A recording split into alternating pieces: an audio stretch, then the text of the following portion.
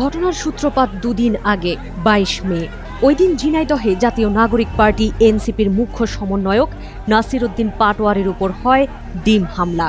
শহরের পুরাতন কালেক্টরেট জামে মসজিদের সামনের এই ঘটনায় কম খোলা হয়নি জল।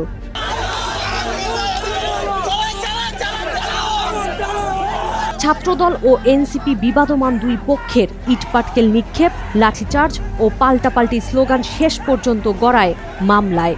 ঘটনার দিন এনসিপি নেতা তারেক রেজা বাদী হয়ে জেলা ছাত্রদলের সভাপতি, সাধারণ সম্পাদক, সাবেক সভাপতি ও ইসলামী বিশ্ববিদ্যালয়ের আহ্বায়ক সহ ৮ জনের নাম উল্লেখ করে মোট ১২৩ জনের বিরুদ্ধে হয় মামলা। এই ঘটনায় ২৩ মে সকালে জেলা ছাত্রদলের সাবেক সভাপতি এনামুল কবির বাদী হয়ে এনসিপি নেতা তারেক রেজা সহ ২২ এনসিপি ও বৈষম্য বিরোধী ছাত্র আন্দোলনের নেতার নাম উল্লেখ করে অজ্ঞাত ৬০ জনের নামে করেন পাল্টা মামলা।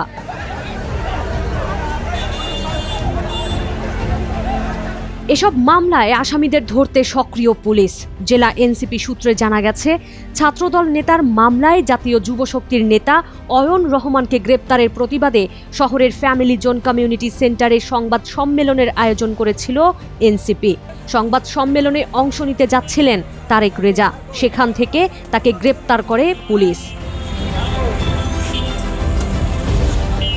সদর থানার ভারপ্রাপ্ত কর্মকর্তা মোহাম্মদ আসাদুজ্জামান জানিয়েছেন, হামলা, ভাঙচুর, হত্যার হুমকির অভিযোগে এনসিপি নেতা তারেক রেজা সহ কয়েকজনের নামে মামলা হয়েছে। অন্য আসামিদেরও গ্রেপ্তারে অভিযান চলমান আছে বলে জানিয়েছেন তিনি।